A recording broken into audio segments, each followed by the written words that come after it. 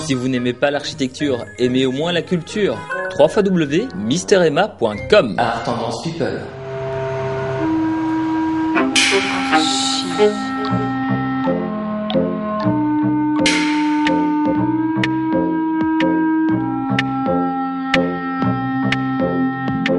Bonjour et bienvenue dans Archi Urbain, émission qui vous parle d'architecture et d'urbanisme à Bruxelles. Je suis aujourd'hui sur le mail, comment est-ce qu'on dit, José ? Le mail. Le mail. Le mail. Alors le mail, nous sommes donc tout près du Parlement européen et je suis en compagnie de José Van de Voort du bureau CERO. CERO, exactement. Tu vas bien ? Fort bien, oui. Qu'est-ce que CERO ? Ça fait combien d'années que ça existe ? Je dirais 30 ans au moins. Avec évidemment un départ qui n'était pas CERO à l'époque, mais qui est devenu le CERO progressivement il y a 30 ans. CERO, ça veut dire quelque chose de particulier ? Centre d'études et de recherche d'architecture et d'urbanisme. D'accord. Alors architecture et urbanisme, ça tombe bien parce que j'ai l'impression que les projets de CERO commencent toujours par de l'urbanisme. Effectivement. La plupart de nos projets, en tout cas des projets d'une certaine taille, d'une certaine dimension, ont démarré par une approche urbanistique. C'est le cas ici où dès les années 80, nous avons commencé une étude d'aménagement du territoire qui était l'insertion de bâtiments dans ce site, mais insertion tout en protégeant l'habitat, tout en respectant un certain nombre de critères en matière d'environnement, mais aussi de déplacement, de circulation.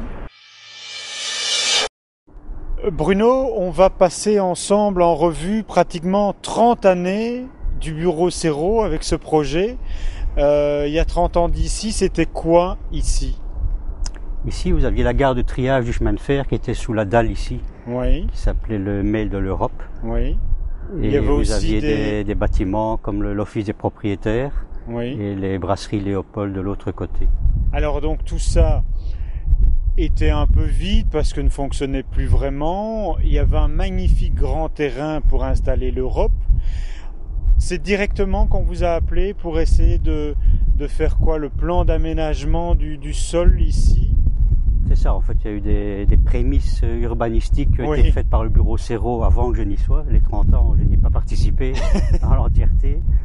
Et donc, je crois que ces prémices ont duré des années 78 à 83, plus ou moins, si je ne m'abuse, pour aboutir à un PPA, un plan particulier d'aménagement, qui reprenait l'implantation de ces deux principaux bâtiments ici, occupés par le Parlement européen. C'est ça. Alors ça a commencé par ce qui est derrière nous, ce que l'on appelle le caprice des dieux. C'est vous les responsables de cette architecture-là ? Non, pas du tout. Le bureau CERO est impliqué dans tous les autres projets du Parlement européen sur le site, sauf le D1, D2 qui est le grand hémicycle. Il y a des noms de code, hein, D1, D2, D3, voilà, D4, D5. Alors D1, D2, donc c'est ce qu'on a ici derrière. C'est le caprice des dieux. Voilà, et si on tourne un peu, viens avec moi Bruno. Alors, devant nous d'abord c'est le D3, qui est le bâtiment Spinelli qui était dénommé comme ça, et derrière nous les deux extensions du Parlement. Qui sont à gauche et à droite de l'ancienne gare de Luxembourg, qui sont les bâtiments dénommés D4 et D5, et qui aujourd'hui sont le bâtiment Willy Brandt et le bâtiment Joseph Antal. D'accord. Je trouve que quand même l'ensemble a une certaine uniformité architecturale. C'est une volonté, c'est pas fait exprès, c'était une volonté, parce que d'abord les projets ne sont pas faits par CERO seul, évidemment. C'est un groupement d'architectes qui a évolué aussi dans le temps. Donc il y a un groupement pour le D3, pour le bâtiment Spinelli, et une partie des bureaux d'architecture qui ont étudié ce projet ont poursuivi sur le D4, D5. Bruno, il y a quand même quelques particularités à ces bâtiments européens. C'est d'abord qu'ils sont au centre-ville, et deuxièmement, c'est que vous avez voulu une certaine transparence.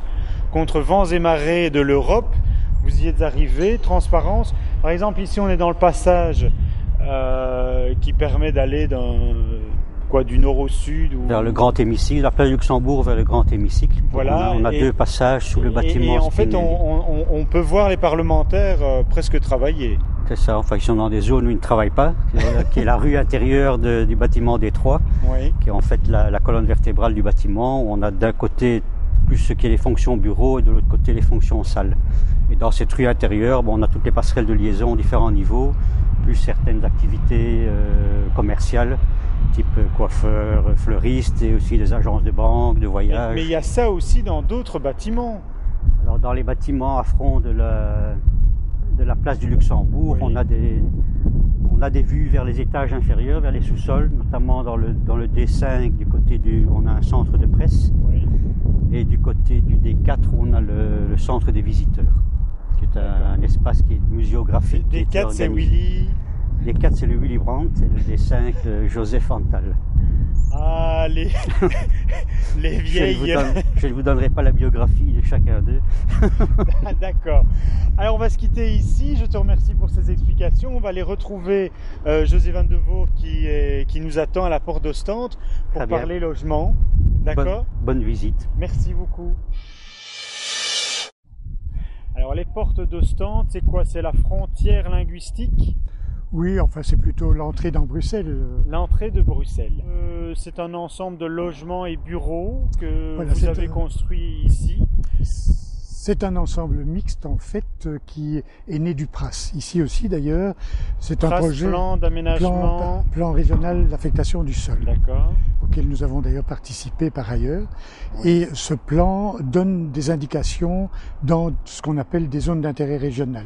Et dans cette ZIR, il est dit ce qu'on peut y construire, ce qu'il faut y construire.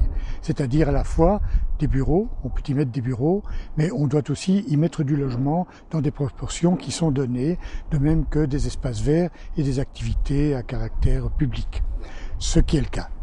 Le terrain, quand vous l'avez découvert ici, est-ce qu'il était compliqué de construire quelque chose ou bien ça s'est passé facilement ? On voit déjà une rue qui est en pente, je suppose que déjà ça a travaillé sur l'architecture. Absolument, les pentes évidemment sont à la fois un atout et une difficulté, mais nous trouvions dans un terrain industriel, pollué en partie d'ailleurs, il a fallu faire de la dépollution et ce terrain était couvert d'une série d'industries, d'entreprises, d'ateliers, tous tout à fait délabrés et abandonnés. Donc, il y a aussi la problématique peut-être, je ne sais pas, du chemin de fer, des trams, etc. Est-ce que presque une autoroute urbaine ici au-dessus, est-ce que ça a joué aussi dans l'affectation des logements, des bureaux Absolument, ça, bien sûr, les bureaux, nous avons mis les immeubles de bureaux du côté chemin de fer, ce qui crée un écran par rapport au logement, d'une part. On entend le chemin de fer, on entend, il y a un train qui va bientôt passer. Alors, on va parler maintenant de l'architecture. Combien de logements ? Nous avons 73 logements. C'est des logements conventionnés ? Ce sont des logements avec des loyers modérés, si j'ose dire. D'accord. L'architecture, comment est-ce que vous l'avez dessinée, comment est-ce que vous l'avez conçue ? Mais nous avons créé une voirie interne pour pouvoir distribuer précisément ces logements et les bureaux. Et le long de cette voirie, nous avons donc des bâtiments qui ont une orientation est-ouest ou nord-est-sud-ouest. Et donc essayer de trouver, maximaliser une bonne orientation. Ce sont des appartements qui sont double face. Donc ils ont une orientation à l'avant, une autre orientation à l'arrière. L'aplat orange, est-ce que c'est un geste architectural que vous avez voulu faire ? Est-ce que c'est pour donner de la couleur au bâtiment ? C'est certainement pour donner de la couleur au bâtiment. Je crois que d'une manière générale, nous aimons beaucoup la couleur dans la construction. Ça donne aussi une certaine dynamique, un rythme dans les façades. Qui parce qu'on a l'impression d'avoir une barre et ça donne... Et ça rythme cette barre, sinon on aurait eu quelque chose de très plat, de très monotone. Et je crois que ça, ces 4 ou 5 éléments rouges dans une rue, idem de l'autre côté, chaussée de Gand, ponctuent la vision, ponctuent la marche qu'on peut faire dans la rue ou dans la chaussée. D'accord. Alors si on se tourne donc de cette nouvelle chaussée que vous avez construite, qu'est-ce que nous avons ? On a un peu changé de couleur et nous avons les bureaux. Donc vous avez quand même voulu séparer effectivement par cette chaussée les deux fonctions, la fonction logement et la fonction bureau. Oui, il fallait les séparer d'une certaine manière. D'abord pour une première raison qui était que nous avons mis les bureaux le long du chemin de fer créant un écran, d'une part, et d'autre part, il y a une question de gabarit. Les immeubles de bureaux sont relativement élevés et nous avons dans ces immeubles de bureaux une partie basse qui fait la jonction avec la partie logement. Donc il y a là une correspondance que nous avons souhaité pour ne pas créer un heurt volumétrique. Le volume des bureaux est fonction également de la fonction logement qui était juste devant ? Oui, enfin c'est un jeu entre les deux éléments puisque nous avions la chance d'être auteur de projet des deux parties de cette voirie et donc nous avons essayé de mettre en concordance la volumétrie d'un côté et celle de l'autre. Nous avons évidemment des matériaux assez différents, les logements ont leurs caractéristiques propres, les bureaux les leurs.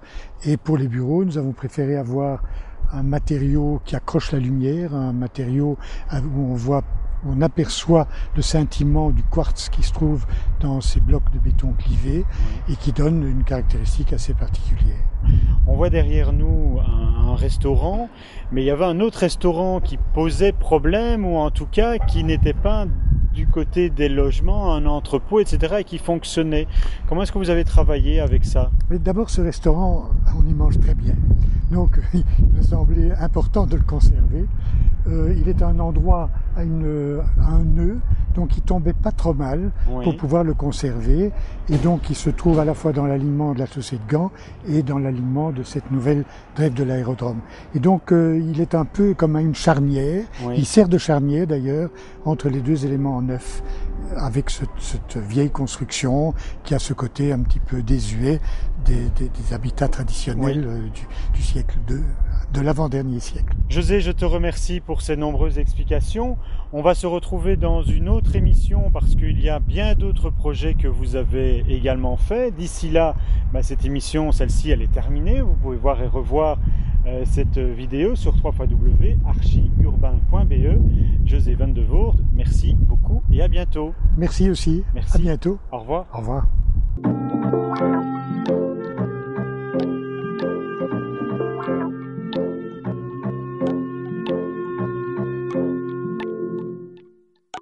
Si vous n'aimez pas l'architecture, aimez au moins la culture. www.misterema.com. Art Tendance People.